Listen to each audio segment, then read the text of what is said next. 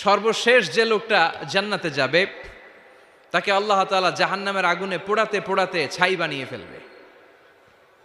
আল্লাহ বলবেন, জিব্রাইল যাও একটু দেখো, একটা মাত্র সেজদা দিয়েছে আমাকে, এরকম কাউরে পাওয়া যায় কিনা। বাটি চালান দিয়ে দেখো পাওয়া যায় কিনা।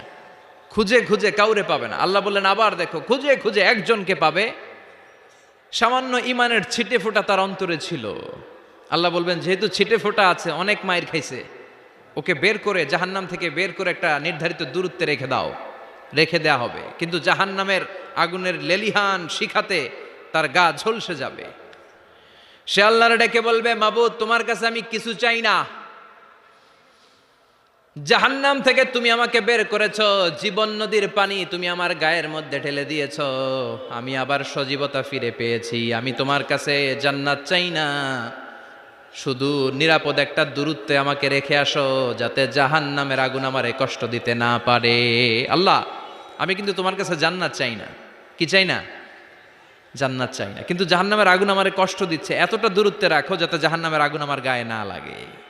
আল্লাহ বললেন ওকে রাখবো, কিন্তু আমার সাথে একটা কন্ট্রাক্টে যেতে হবে, যে এটা তোমাকে দিলে তুমি আর নতুন করে কিছু চাবা না। সে বলবে আমি রাজি, কন্ট্রাক্ট হয়ে যাবে। আল্লাহ জিব্রাইলরে বলবেন যাও এমন দূরত্বে রাখো যাতে জাহান্নামের আগুন ওরে কষ্ট না দেয়। রেখে আসা হবে, অনেক দিন সে ওখানে আনন্দে থাকবে, আল্লাহ শুকরিয়া করবে। সে মনে মনে বলবে বেঁচে গিয়েছি, আমি বেঁচে গিয়েছি, জীবনে আর কিছু চাই না, জাহান্নাম থেকে আমি বেঁচে গিয়েছি। অনেকদিন থাকার পরে মনে মনে ভাববে বাইসা তো গেছি, কিন্তু নতুন করে একটু ট্রাই করে দেখি, জাহান্নামের সৌন্দর্যের দৃশ্য একটু চোখ দিয়ে অবলোকন করা যায় কিনা। সে আল্লাহরে ডেকে বলবে, আল্লাহ ইনদি সুআল, আমার একটা ফরিয়াদ আছে। কি ফরিয়াদ? আল্লাহ আগেই বলে রাখি আমি কিন্তু জান্নাতে যেতে চাই না। আল্লাহ বলবেন কি চাও?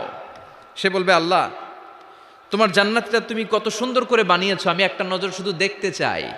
জান্নাতের দরজার সামনে নিয়ে যদি আমারে বসিয়ে রাখো, দ্যাটস ইনাফ, আর কিছু চাই না, শুধু জান্নাতের দরজার সামনে। আল্লাহ বললেন তুই না ওয়াদা করেছিস, তুই না চুক্তি করেছিস। সে বলবে আল্লাহ আমারে হতভাগা বানাইয়া তোমার কি লাভ? সুবহানাল্লাহ পড়েন।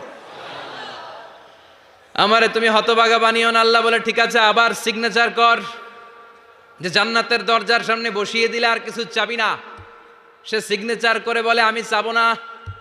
আল্লাহ বললেন জিব্রাইল বেচারারে ধরে জান্নাতের গেটের সামনে বসায় দে। এবার জান্নাতের গেটের সামনে বসে বসে জান্নাতের সৌন্দর্য দেখা শুরু করবে। সুবহানাল্লাহ। এমন সৌন্দর্য যেটা চোখ দিয়ে কেউ দেখে নাই, কান দিয়ে শোনে নাই। ওই সৌন্দর্য চোখে দেখে, কান দিয়ে আওয়াজ শোনে, মাগার ভোগ করতে পারে না। অন্তরে জ্বালা আছে না নাই? এয়ার কন্ডিশনের রুমে ঢুকতে না পারলেও, এয়ার কন্ডিশনের রুমের দরজার বাইরে দাঁড়ালো, এয়ার কন্ডিশনের রুমের একটা ঠান্ডা বাতাস গায়ে লাগে না? কথা বলেন তো। ও যখন জান্নাতের দরজার সামনে দাঁড়াবে, ওর গায়েও এরকম জান্নাতের ঠান্ডা বাতাসের হিমেল ছোঁয়া গাটাকে শীতল করে দিবে। ওই শীতল হয়ে যাওয়ার পরে আর তো সহ্য হবে না, আবার আল্লাহরে ডাকবে। মনে মনে ভাববে আর একটু ট্রাই করি না, দোষ কি, আস্তে আস্তে অনেক দূর তো আগাইছি। সুবহানাল্লাহ কইবেন না? এবার আল্লাহরে বলবে আল্লাহ ইনদি সুআল, আল্লাহ তুমি যদি কোনো বিষয়ে নতুন করে ডিসিশন নাও, তোমারে জিজ্ঞেস করার মতো কি কেউ আছে? আল্লাহ বলে না, আমি তো সব রাজার বড় রাজা, মহারাজা, আমার উপরে তো কারো কথা চলে না। ওই হতভাগা লোকটা বলবে আল্লাহ এত সুন্দর জান্নাত তুমি বানালা, চোখ দিয়ে সৌন্দর্য দেখি, কান দিয়ে আওয়াজগুলো শুনি, হুর আর গেলমান হেঁটে বেড়ায়, এত সুন্দর জান্নাত চোখ দিয়ে দেখি, ঢুকতে পারি না, আমারে কষ্ট দিয়ে তোমার কি লাভ? ও আল্লাহ আমারে তুমি মাফ করে দাও, জান্নাতের চিপার মধ্যে এক কর্নারে তুমি একটু আমারে জায়গা করে দাও।